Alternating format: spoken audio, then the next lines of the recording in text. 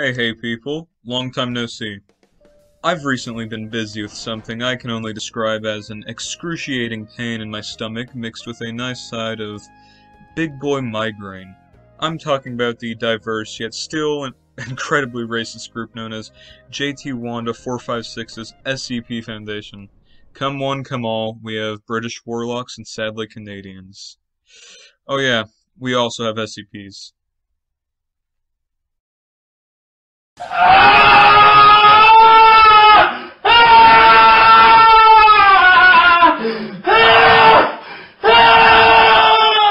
I've been forced to instruct you on this disastrous world that can only be described as the Space Station 13 of SCPFs. Now, let's begin. Introducing you to a whole new world of pain, yet similar to the distraught of finding out Obama's last name, is the SCP genre. There are many different ideas to how the SCP Foundation started, but that doesn't really matter. Being as blunt as my father is when he gets home from drinking, the SCP genre is a complete clusterfuck. What does SCP stand for? Well, there are two possible ways to use it. The motto is Secure, Contain, Protect, while the name actually means Special Containment Procedures. This group contains these funny little things that fall out of the normal. These things can consist of racist cubes, or autistic demons who are still grasping the idea of shapes, and most importantly, the Catholic God. But it'd be no fun if we only captured them. Have to have some fun too, right? That's why this group tests on them for our best interest.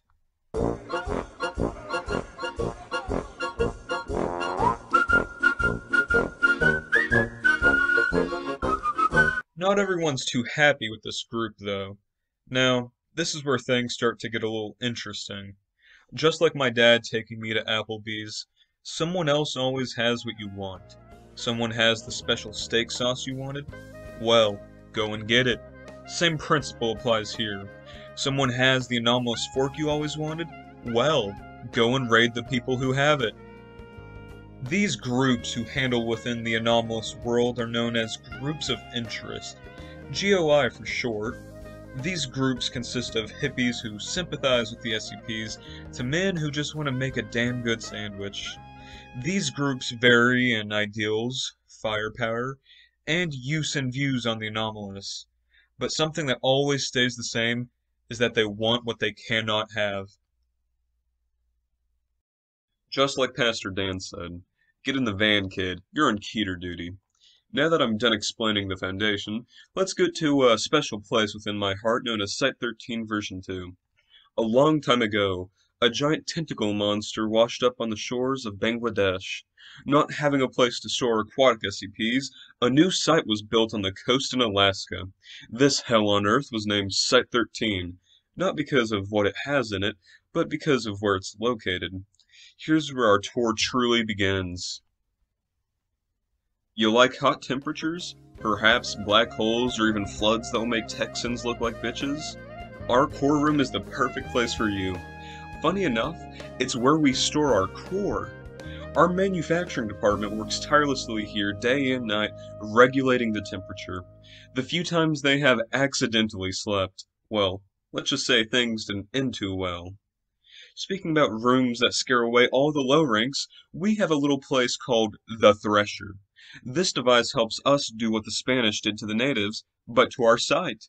By eating all of the power, reaching autistic SCPs, and bringing Site-13 into a better universe where America annexed Canada. America, fuck yeah! Coming again to save the motherfucking day, yeah! America, fuck yeah! Our biggest room is where we hold our most vast resource, and that is people. The Class D zone is where awful, evil, just disgusting politicians from Russia are stored, sent to us by our best friend Vladimir Putin. These men and women will be put through grueling work, but of course it's humane. Why do you ask? You aren't working for the ethics committee, are you?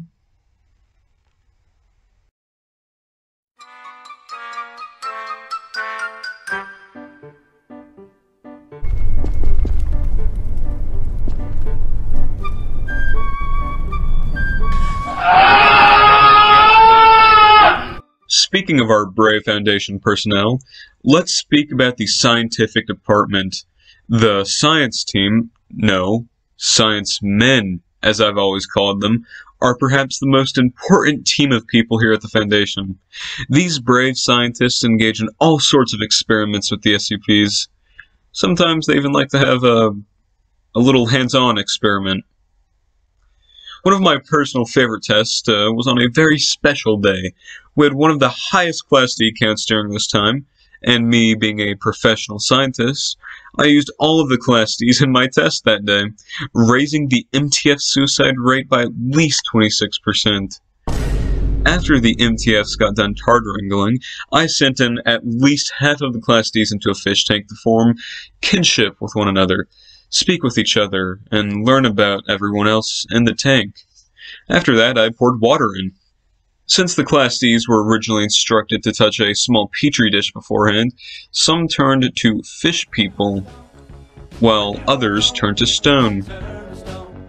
Once again, they were instructed to chat, talking about the weather and all the rest. And I asked one fish if he was friends with the other fish next to him. He said, "Yes, of course," wishing not to form any grudges when they got back to the Class D cafeteria. After establishing they were all friends, I put a gun within the chamber and told him to gun down his friend. Obliging to the demand, he did no more, not wanting to harm any others. Bringing two of the outside Class Ds, who witnessed the horror, I demanded they tell me if they considered any of these things friends. One Class D answered no, while one still continued to say yes. And now that these fish people were calling each other fish friends, I had an idea. To prove that they were friends, for me to spare their lives, the Class D went inside and turned himself into a fish. And with one Class D left, a smile showed up on my face. My knees got shaky. My face red. I gave the second Class D a gun, and pushed him in after draining the water. Are they your friends? No? Terminate them. After which I was immediately suspended from the biohazard zone for giving 3 security guards PTSD. But that didn't discourage me. I joined another more powerful department.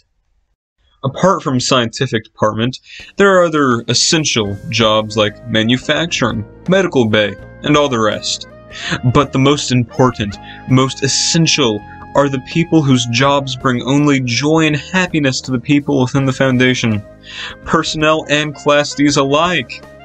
MTF, Mobile Task Force, are people who are trained as the most elite of the elite. They have great aim, tactics, but most importantly, friendship. Now, somehow I got to the point of being commander of NU7, a militarized unit who are essentially zombie-killing ripoffs. Now, here I get to train members of my unit to be respectful, but also useful members of the Foundation. Alright, you guys know what happens when you screw up. Start singing.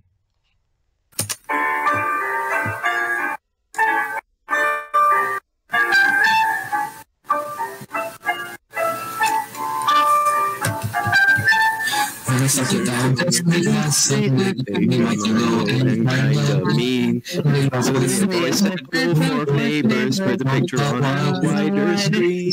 There's a million reasons why you should like to see.